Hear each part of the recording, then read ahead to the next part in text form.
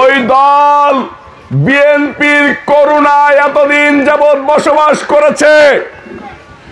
ওই দল বলে তারা নাকি বেহেশতের টিকিট বিক্রি করে। অন্যায়কে প্রতিহত করার জন্য আমি রবিউল ইসলাম নয়ন আপনাদের কাছে সহযোগিতা চাই।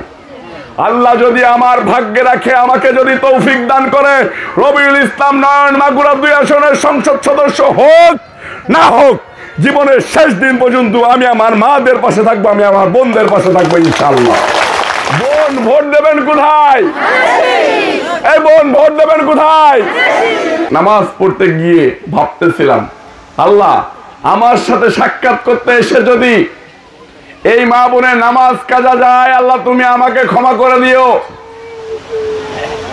আল্লাহ না করুক আপনাদেরও যদি কোনো ক্ষতি হয়, রবিউল ইসলাম নয়ন বালিশের উপরে মাথা দিয়ে ঘুমাবে না, ইনশাআল্লাহ আপনার দরজায়, আপনার হসপিটালের বারান্দায় গিয়ে দাঁড়াবে।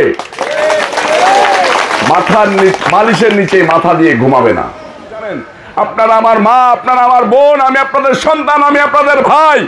আমি রবিউল ইসলাম নয়ন কথা দিচ্ছি, বিএনপির ভারপ্রাপ্ত চেয়ারম্যান জনাব তারেক রহমান সাহেব যদি আমাকে মনোনয়ন দেয়, আমি এইখানকার থেকে আপনাদের ভোটে নির্বাচিত হয়ে এই সংসদের মানুষকে নিরলসভাবে পরিশ্রম করে সেবা দিয়ে যাব, 24 ঘন্টা সেবা দিয়ে যাব।